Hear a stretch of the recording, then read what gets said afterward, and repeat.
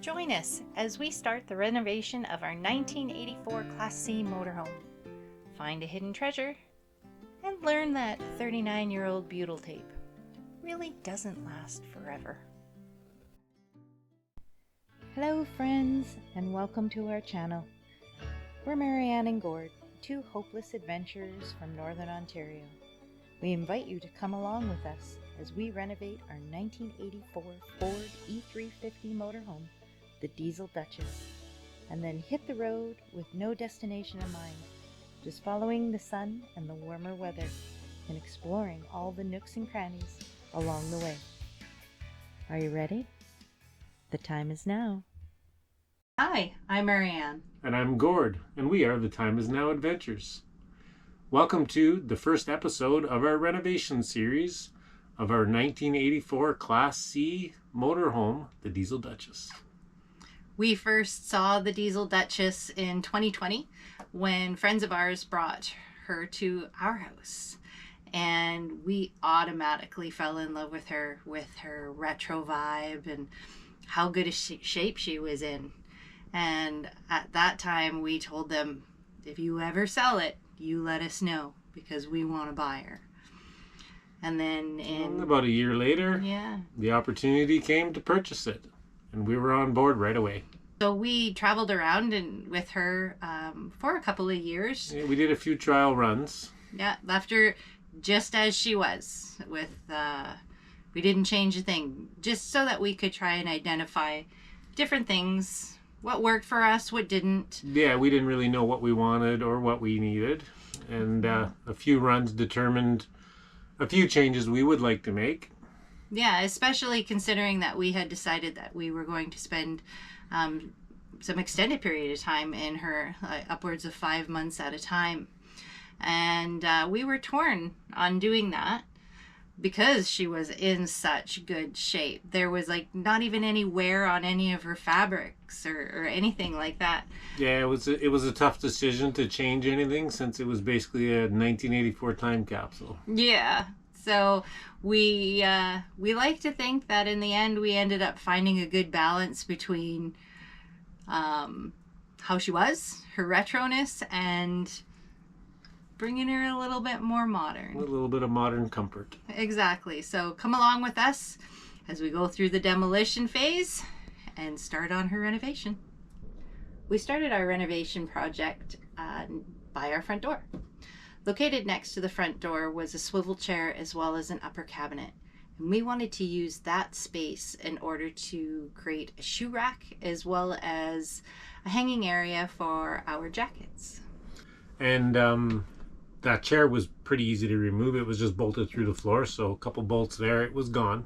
And the upper cabinet was a bit of a different story. It was screwed in from the top.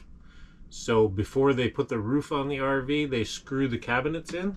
So that was a bit of tearing and wrestling.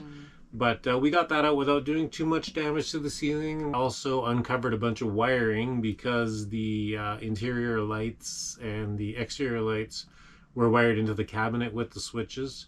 So that left some wire dangling there that we had to repair.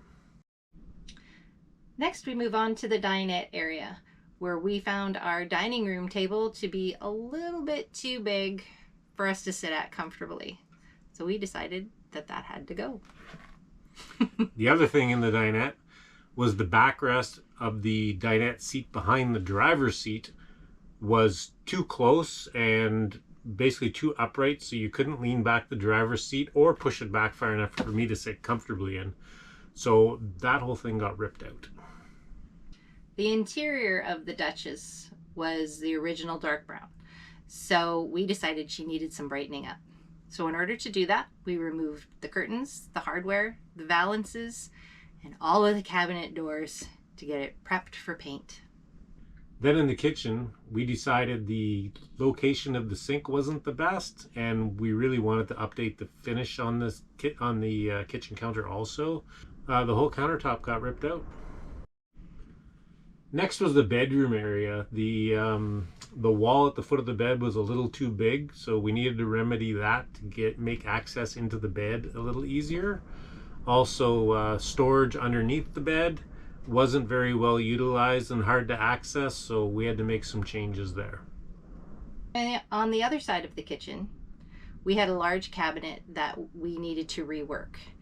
It needed to hold a new fridge for us, as our old one was too small and only ran on 120 volt power. And we also needed to allow for some new upgraded pantry space. So we tried to modify the cabinet to make it work for us, and after a few tries at different modifications, we ended up just tearing it completely out. And just like the upper storage cabinet on the other side of the entrance door, it was screwed from the top too. So it took a lot of prying and wrestling, but we got that one out of there too. So while I was cleaning out that large cabinet space where our fridge is located, I lifted up a piece of carpet that was in the base of what was the closet. And as I was doing that, this bill kind of came floating down, and I thought it was Monopoly money. And so I was just throwing stuff out of the cabinet, and then I went back and I picked it up and discovered that the original owners, like probably 2 or 3 owners back, had actually hidden $100 bill underneath the carpet for, I guess, like their emergency fund. Back in 1984, you'd probably go a long way on $100. So it was $100 bill that was minted in 1954. So that was pretty cool, and I almost threw it away because I thought it was Monopoly money. And then onto the bathroom. The old toilet was starting to leak a little bit, so we pulled that out of there. So while the toilet was out, I also went in and removed our vanity sink so that we could refinish that and prep those very sexy silver walls and our tub for some refinishing. Also, we removed the bathroom door to give that a little bit of a facelift as well. After we pulled everything out, it was time to get ready to paint the inside. And as I was getting ready to prime, I had a look at the windows and realized that there's a small frame that goes around every window that holds your window in place. So I had asked Gord if it was safe for me to remove them, because I felt that if I did, the windows would just fall out. Yeah, and really, I had no concern about the windows falling out. Butyl tape goes all around the windows when they're stuck to the outside wall, and everything looked good on this RV. It was in good shape, and I told her just to take all the window trim off. It shouldn't be a problem. Yeah, so then I did. I removed everything, and we went to bed that night. Came out the next morning, and our dining room window was on the ground. Yeah, and lucky for us, it didn't break.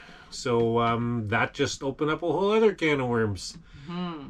We had to get all the windows out, peel off all the old tape, and replace it all in a hurry, because they were all going to fall out. So yeah, so we quickly went through and put all the trim back on, and then one by one pulled them out and realized that the butyl tape was dried right up. Who knew after 39 years butyl tape would dry up? So we peeled it all off and went through the process one by one of repairing all that butyl tape. We realized that the butyl tape around the windows, sealing it to the outside wall, is all dried up and hard. So we're pulling all the windows out. We have them almost done now, but a couple more left to go. We're using, we take them out, clean them up, butyl tape, which is, I believe this is 1/8 thick by 3/4 inch wide.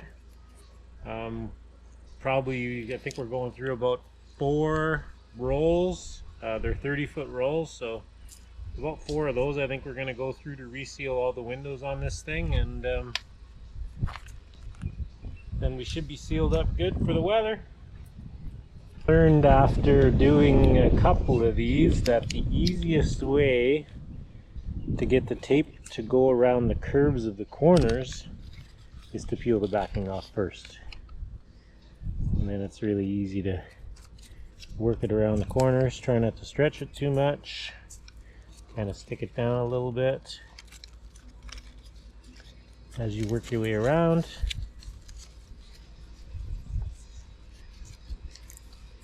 And then the straight shots are easy. This one's all ready to go back in. These ones are actually marked top on them, and they have little spacers at the bottom for them to sit on, but the backing's all off and the sticky's there, so you got to be careful because they stick pretty hard when you put them in place. You got to get it right the first time. Your fingers stick to it too.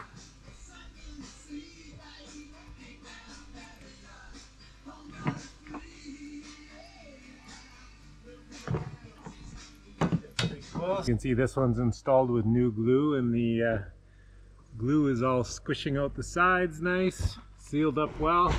Just make sure it's sealed up all the way around, and probably then on a cooler day we'll probably go around and trim that.